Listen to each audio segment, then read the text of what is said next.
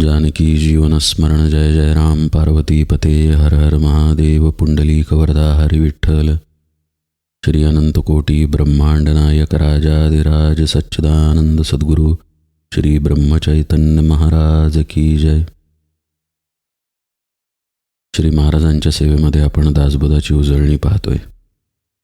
आज आपण 8व्या दशकातील 8वा समास आत्मदर्शन सुरू करणार आहे.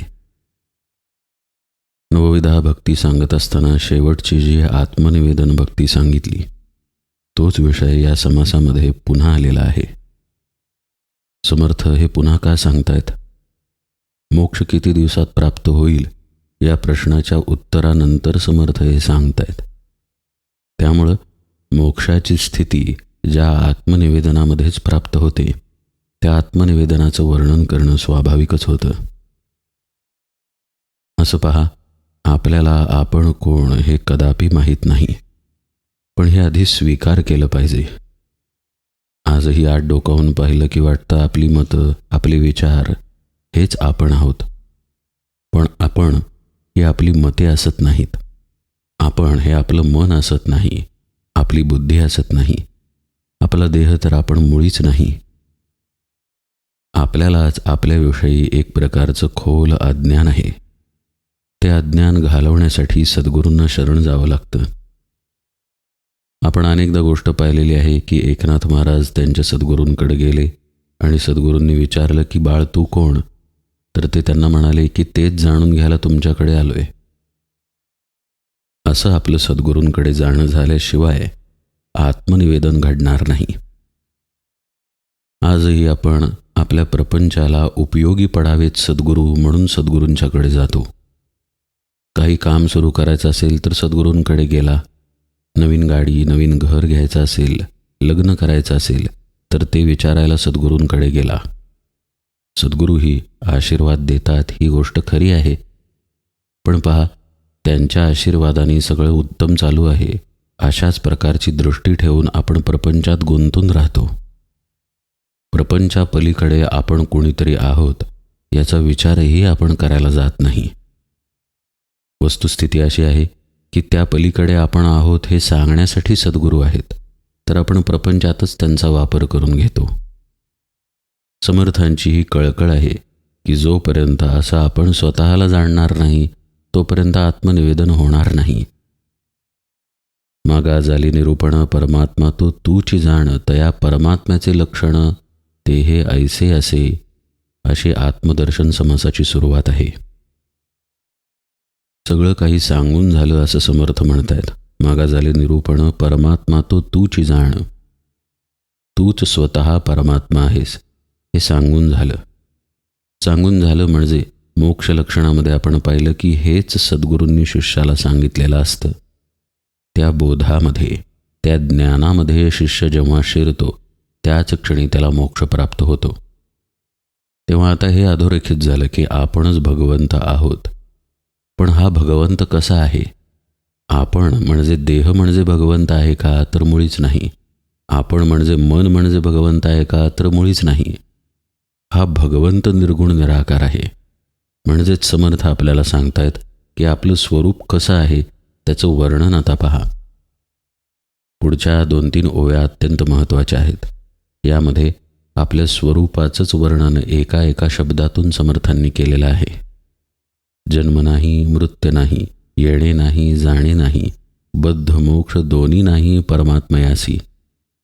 परमात्मा निर्गुण निराकार, परमात्मा अनंत अपार, परमात्मा नित्य निरंतर जैसा तैसा, परमात्मा सर्वास व्यापक, परमात्मा अनेकी एक, परमात्म्याचा विवेक अतर्क्य आहे. आता इथं समर्थांनी परमात्मा हा शब्द वापरलाय, पण तो अशासाठी कारण परमात्मा तो तूची जाण हे आधी त्यांनी स्पष्ट केलं. म्हणजे आपणच तो परमात्मा आहोत. म्हणजे थोडक्यात आपलं स्वरूप म्हणजेच परमात्मा, परमात्मा म्हणजेच आपलं स्वरूप. तर ते कसं आहे? तर त्याला लावलेली ही सगळी विशेषणं निर्गुण, निराकार, अनंत, अपार, नित्य, निरंतर, व्यापक किंवा अनेकी एक, अतर्क्य असा, ज्याला जन्म नाही, मृत्यू नाही, येणं नाही, जाणं नाही असा अजन्मा. बद्ध आणि मोक्ष दोन्हीही अवस्था जिथं नाहीत अशी ती स्थिती. म्हणजेच काय, सर्व स्थितींच्या पलीकडे असलेली वस्तुस्थिती. समर्थ म्हणतायत, असे आपण आहोत. ऐसी परमात्मयाची स्थिती बोलताती वेदश्रुती. परमात्मा पाविजे भक्ती, येथे संशय नाही. असं आपलं स्वरूप आहे. हे वेदशास्त्रांमध्ये तर सांगितलेलंच आहे. पण समर्थांनी एक अत्यंत महत्त्वाची गोष्ट सांगितली की भक्तीशिवाय त्याची प्राप्ती नाही. म्हणजे काय, त्याची आरती करा, त्याची गाणी म्हणा, त्याचं पूजन करा, असा अर्थ इथे नाही. भक्ती म्हणजे विभक्त नसणे. जेव्हा आपण परमात्म स्वरूपच होतो, ही जी अवस्था आहे त्या अवस्थेशिवाय त्या परमात्म्याची प्राप्ती नाही, हे समर्थांना सुचवायचं आहे. पण ही भक्त दशा किंवा ही भक्त अवस्था वाटते तितकी सोपी नाही. आज आपल्याला वाटतं की घरातल्या देवांची पूजा केली, गणपती बसवले, कधी नवरात्र बसवलं, कधी कुलदेवाच्या किंवा देवीच्या दर्शनाला गेलो किंवा गावामधल्या मारुतीला आणि गणपतीला गेलो तर आपण भक्त झालो. परमार्थामध्ये ही भक्ती नाही. भक्तीला पूरक हे निश्चित आहे, पण भक्ती म्हणजे काय तर विभक्त नसणे म्हणजेच भक्त. पण या स्थितीत येण्यासाठी साधकाला क्रमाक्रमानं प्रयत्न करावे लागतात. पहिल्यांदा त्याला सद्गुरूंना शरण जावं लागतं. परमार्थ काय आहे तो समजून घ्यावा लागतो. आपण कोण, देव कोण हे नीट जाणून घ्यावं लागतं. अर्थातच हे जाणणं शाब्दिक तऱ्हेनं त्याच्या बाबतीत घडतं. देव कोण हे खरं कळलेलं नसतं, सद्गुरू मुखातून केवळ श्रवण झालेलं असतं. आपण कोण नाही याचंही श्रवणच झालेलं असतं. उदाहरणार्थ सद्गुरू सांगतात की पहा बरं का, तुझ्या मनात विचार येत आहेत, हे विचार म्हणजे तू नाहीस. आता हे श्रवण करून आपण घरी येतो, पण तरीही ते विचार म्हणजेच मी या भावामध्ये आपण वावरत असतो. सद्गुरूंनी सांगितलेला उपदेश आतमध्ये ठसलेला असत नाही, म्हणजे तो उपदेशच आपण झालेलो असत नाही. फार तर फार तो उपदेश आपल्याला पटलेला असतो. पण तो ठसण्यासाठी, त्या उपदेश रूप आपण होण्यासाठी सद्गुरुपदिष्ट साधनाच करावी लागते. समर्थ म्हणतायत, तये भक्तीचे लक्षण. कुठली भक्ती? असं परमात्म्याशी म्हणजेच भगवंताशी म्हणजेच आत्म्याशी म्हणजेच आपल्या स्वरूपाशी एकरूप होऊन जाणं. या भक्तीचे लक्षण. भक्ती नवविधा भजन, नवविधा भजने पावन बहुभक्त झाले. ही भक्ती नवविधा प्रकारांनी करता येते याचं वर्णन करून झालेलं आहे. किंवा समर्थ दुसऱ्या भाषेत सांगतायत की 9 प्रकारांनी अशी भक्ती साध्य करता येते. तया नवविधामध्ये सार, आत्मनिवेदन थोर, तयेचा करावा विचार, स्वानुभवे स्वये. किती सुंदर शब्द आहेत पहा. त्या नवविधा भक्तींमध्ये आत्मनिवेदन श्रेष्ठ आहे असं समर्थ म्हणतायत, पण ते तुलनात्मक दृष्टीनं तसं म्हणत नाहीत. आत्मनिवेदन श्रेष्ठ आहे याचा अर्थ प्रत्येक भक्तीमध्ये आत्मनिवेदन घडणं अपेक्षित आहे. नामस्मरणाने जर आपणच परमात्मा आहोत हे कळलं नाही तर नामस्मरणाचा काय उपयोग? ध्यान, धारणा इत्यादी पादसेवन भक्तींनी आपणच ते आहोत हे कळलं नाही तर त्या पादसेवनाचा काय उपयोग? तसंच श्रवण, अर्चन, वंदन, दास्य, सख्य सगळ्याच्या बाबतीत आहे. म्हणजे महत्त्वाचं काय तर आत्मनिवेदन. तया नवविधामध्ये सार, आत्मनिवेदन थोर. असं पहा, आपल्या घरी एखादं लग्न कार्य ठरतं. समजा आपल्या मुलीचं लग्न आहे. आता ती लग्नामध्ये वेगवेगळ्या विधींसाठी कोणकोणते कपडे घालणार, साडी नेसणार की शालू की आणखी काही, दागिन्यांचे कोणकोणते प्रकार घालणार, फुलांची आरास कशी असणार, कोणकोणत्या पाहुण्यांना बोलवायचं, कुणाकुणाचा कसा मान सन्मान करायचा, घरातले लोक किती, ते लोकसुद्धा कोणकोणते कपडे घालणार, काय काय वस्तू खरेदी करणार, अशी सगळी धावपळ सुरू होते. आता समजा आपण मुलीच्या सासरकडच्या कुणाच्या तरी मानपानाची खरेदी करतोय. ती खरेदी महत्त्वाची निश्चित आहे, पण त्या खरेदीत श्रेष्ठ काय आहे? मुलीचं लग्न श्रेष्ठ आहे. तसंच मुलीच्या कपड्यांची खरेदी सुरू आहे, पण त्या खरेदीमध्ये श्रेष्ठ काय तर मुलीचं लग्न. कार्यालय ठरवणं, तिथल्या सोयीसुविधा पाहणं, तिथले अन्नपदार्थ ठरवणं वगैरे वगैरे हे सगळं आपण करतोय. पण त्यातही महत्त्वाचं काय तर मुलीचं लग्न. इतकंच काय, जावयासाठी काय खरेदी करायचं किंवा आणखी काही मुलीबरोबर द्यायचं असेल सासरी त्याचेही विचार चालू आहेत. पण त्यांपेक्षाही श्रेष्ठ काय असेल तर मुळात लग्न. लग्नच घडलं नाही तर बाकी सगळ्या सोपस्काराला काही किंमत राहील का? नवरा मुलगा, नवरी मुलगी सगळ्यांच्या बाबतीत अगदी उंची सामान खरेदी केलं, मानपानाचा व्याप केला, सगळं काही केलं, पण शेवटी लग्नच झालं नाही तर सगळं वाया गेलं. तसं नवविधा भक्ती प्रकारांमध्ये आत्मनिवेदन श्रेष्ठ आहे. म्हणजे नामस्मरण आवश्यक आहे, पण नामस्मरणाचं पर्यवसान आत्मदर्शनामध्ये झालं पाहिजे. ध्यान श्रेष्ठ आहेच, पण ध्यानाचं पर्यवसान आत्मदर्शनात झालं पाहिजे. तसंच पूजनाचं, अर्चनाचं, दास्याचं, सख्याचं, इतकंच काय श्रवणाचं सुद्धा पर्यवसान आत्मज्ञानात झालं पाहिजे. या अर्थानं समर्थ म्हणतात की तया नवविधामध्ये सार आत्मनिवेदन थोर, तयेचा करावा विचार स्वानुभवे स्वये, असे सुंदर शब्द ते वापरतात. त्या आत्मनिवेदनाचा विचार करा म्हणजे काय? समजा आज नामस्मरणाची आपली बैठक आहे, तर ती बैठक करताना आत्मनिवेदन कसं होईल याचा विचार करायचा, की ती बैठक झाल्यानंतर आत्मनिवेदनाचा विचार करायचा? इथे तयेचा करावा विचार याचा अर्थ त्या भक्ती प्रकारामध्ये आपलं ध्येय आत्मनिवेदन पाहिजे. श्री महाराजांच्या अगदी सोप्या भाषेत सांगायचं झाल्यास भगवंतासाठी नामस्मरण केलं गेलं पाहिजे, आपल्यासाठी नाही. म्हणजेच आपल्या स्वार्थासाठी नाही, आपल्या मनात आलं म्हणून नाही. सर्वोत्तम भाव म्हणजे भगवंताचं नाम भगवंतासाठी घेणं. पण हा भाव धरायला आपल्याला जमत नसेल तर श्री महाराजांना, आपल्या सद्गुरूंना आवडतं म्हणून नाम घेणं, आपल्या सद्गुरूंना आवडतं म्हणून ध्यानाला बसणं, हा उत्तम भाव. या भावानं ती साधना घडणं अपेक्षित आहे. तर त्या साधनेमध्ये आपल्याला आपला मी थोडा बाजूला ठेवता येईल. एकदम आपला मी पूर्णपणे जाणार नाही बरं का, त्याला वर्षानुवर्षाची साधना करावी लागेल. पण समर्थ म्हणतायत तयेचा करावा विचार, त्या आत्मनिवेदनाचा करावा विचार स्वानुभवे स्वये, म्हणजे स्वतःच त्याचा विचार करावा असा इथे त्याचा अर्थ नाही. मुळात आत्मनिवेदन ही अनुभवण्याचीच गोष्ट आहे. जो परमात्मस्वरूप झाला त्यालाच ते आत्मनिवेदन कळलं. तिथून पुढे जाऊनसुद्धा खरा तो अनुभव नाहीच आहे. अनुभव जिथे असतो तिथे द्वैत असतं, आत्मनिवेदनाच्या तिथे द्वैतच नाही, त्यामुळे ते अनुभवात येत नाही. आत्मनिवेदन होणं म्हणजे आपण जे आहे तेच होऊन बसणं. समर्थ आपल्याला सांगतात की हे स्वानुभवे स्वये घडलं पाहिजे. याचाच अर्थ साधनेच्या आपल्या बैठकीमध्ये आपण त्या अनुभूतीत थोडं का होईना शिरलं पाहिजे. आपण आधी प्राथमिक अर्थ पाहूया बरं का. म्हणजे समजा आपण नामस्मरणाला बसलो तर थोडा काळ का होईना, अगदी 2-3 सेकंद का होईना, पण आपल्याला आपला विसर पडला पाहिजे. ध्यानाला बसलो तर अगदी थोडा काळ का होईना आपली जाणीव लोप पावली पाहिजे. झोपायचं नाही आहे बरं का, पण आपलं मन नाही, चित्त नाही, देहभाव नाही, अशा स्थितीत अगदी काही क्षण का होईना आपण गेलं पाहिजे. याला म्हणायचं स्वानुभव घेणं.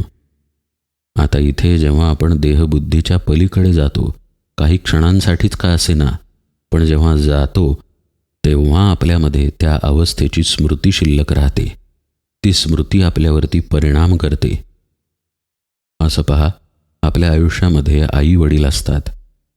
खरं पाहिलं तर ती एक स्त्री असते जिला आपण आई म्हणतो, आणि तो एक पुरुष असतो ज्याला आपण आपले वडील म्हणतो. पण आपल्या दृष्टीनं ती नुसती स्त्री नाही, तो नुसता पुरुष नाही. आपली आई आणि वडील ते आहेत. त्या दृष्टीनं आपल्यामध्ये त्यांची स्मृती आहे. त्यामुळं घडलं काय, त्या आईवडिलांचं सुखदुःख आपलं सुखदुःख होऊन बसतं. त्यांना काही त्रास झाला तर आपण लगेच अस्वस्थ होतो, काळजी लागते, आपण तो त्रास घालवण्यासाठी प्रयत्न करतो. साधा प्रापंचिक न्याय आहे हा. आता आई पुष्कळांना आहे की पुष्कळांची आई अगदी याच क्षणी मरतही आहे जगामध्ये. पुष्कळांचे वडीलही मरत आहेत. पण आपल्याला त्यांच्या मरण्याचं सुखदुःख नाही, काहीच पडलेलं नाही, कारण ते आपले नाहीत. हा आपलेपणा आला कुठून? आपल्यावरच्या संस्कारांमधूनच तो आला. नवजात अर्भकाला जर जंगलात नेऊन ठेवलं आणि दुसऱ्याच लोकांनी त्याला वाढवलं, त्याच्या आईवडिलांपासून दूर, त्यानं कधी त्याच्या आईचं दूधही पिलेलं नाही, अशी व्यक्ती 20, 25, 30 वर्षांनी आपल्या आईच्या समोर आली तर एकमेकांना ते ओळखणार नाहीत. का नाही ओळखणार? खरं म्हणजे तोच मुलगानं, तीच आईनं, पण संस्कारच झाले नाहीत, त्यामुळं ओळख पटू शकत नाही. असे आपल्या स्वरूपाचे संस्कार जिथं होतात त्याला समर्थ स्वानुभवे स्वये असे शब्द वापरतात. आणि हे स्वरूपाचे संस्कार आपल्यावरती सद्गुरुपदिष्ट साधनेमध्येच होतात. अन्य कुठेही हे संस्कार होऊ शकत नाहीत. कसे होतात हे संस्कार?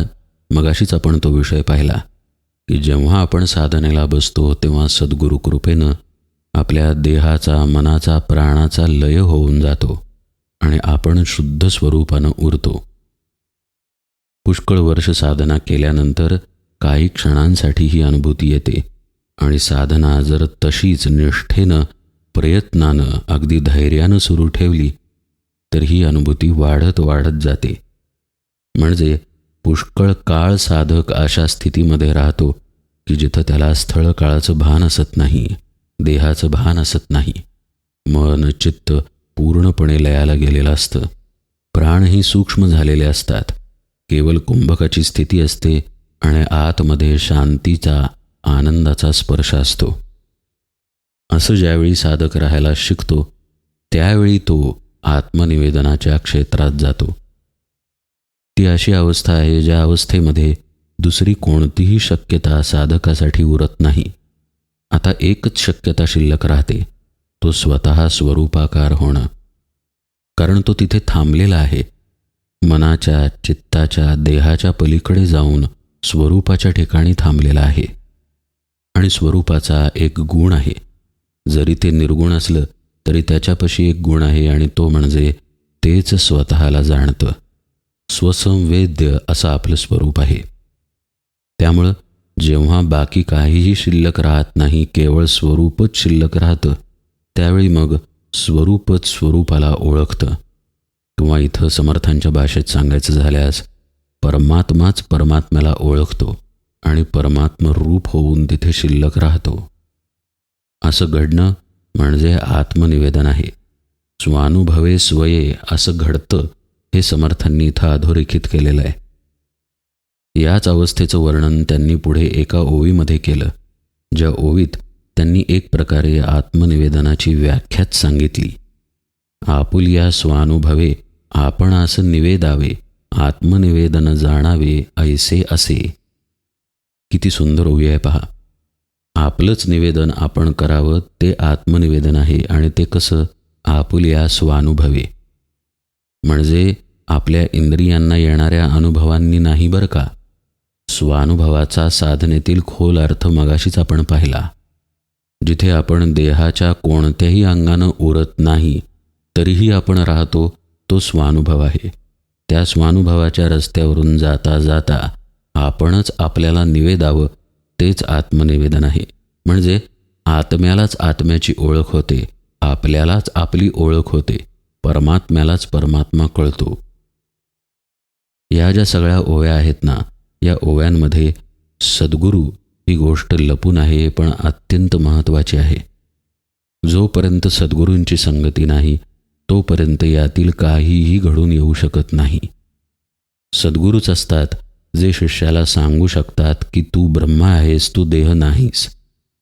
खरं पाहता हे सगळं तत्त्वज्ञान शास्त्रांमध्ये आहेच की, पुराणांमध्ये, उपनिषदांमध्ये आहेच की. इतकंच काय, आत्ता दासबोधातही आपल्याला समर्थांनीच सांगितलं की परमात्मा तो तूची जाण. आणि आपण हेच निरूपणात जरी ऐकत असलो तरीही ते सांगायला सद्गुरू लागतात. याचं शाब्दिक ज्ञान प्रभू रामचंद्रांनाही होतंच, भगवान श्रीकृष्णांनाही होतंच. तरीही प्रभू रामचंद्र वसिष्ठांना शरण गेले, भगवान श्रीकृष्ण सांदीपनींना शरण गेले, जनक राजा याज्ञवल्क्यांना शरण गेले. प्रत्येकाला सद्गुरू आहेत, कारण सद्गुरू मुखातून जेव्हा ते सांगितलं जातं तेव्हा ते गुरुप्रचितीतून येतं. गुरुप्रचितीमध्ये गुरूंच्या आत्मप्रचितीतून आलेलं असतं आणि आपण ते गुरुप्रचिती म्हणून जेव्हा ग्रहण करतो तेव्हा आपला आत्मप्रचितीचा रस्ता सुरू होतो. आपल्याला आता ते आपल्या आत त्याच सद्गुरूंच्या कृपेनं अनुभवाला येतं. साधकाचं एकच कर्तव्य शिल्लक राहतं की त्यानं त्याच्या साधनेचा मार्ग सोडायचा नाही. श्री महाराज म्हणतात, पहा, तुम्ही कसेही असा पण भगवंताच्या नामाला सोडू नका. मी तुमचा हात हातात घेतलेला आहे, तो हात रामाच्या हातात द्यायची जबाबदारी माझी आहे.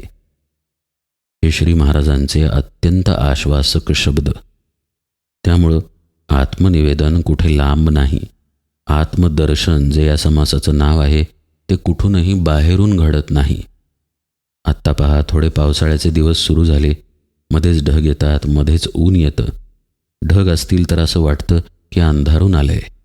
तोच ढग बाजूला झाला की स्वच्छ सूर्यप्रकाश येतो, झाडाची पानं चमकतात. हे सगळं बाहेरून घडतं. तसं आत्मदर्शन बाहेरून घडत नाही, आतूनच ते बाहेर येतं. जसा आकाशातील ढग बाजूला गेल्यानंतर स्वच्छ सूर्यप्रकाश खाली पोहोचतो, तसंच आपल्या जीवभावाचा भ्रम निघून गेला की तिथे आत्मसूर्य प्रगट आहेच, साक्षात आहेच. तोच तिथे शिल्लक राहतो आणि ते आत्मदर्शन आहे. समर्थ पुढे सांगतात की आपलं समर्पण झाल्याशिवाय आत्मनिवेदन घडून येणार नाही. आता हे समर्पण कसं करायचं, आत्मनिवेदनाचं नेमकं लक्षण काय, असा सगळा विषय पुढे समर्थांनी विशद केलेला आहे. आपण उजळणीमध्ये तो यथावकाश पाहूया. आज निरूपण सेवेला इथेच विराम देतो. जानकी जीवन स्मरण. जय जय राम.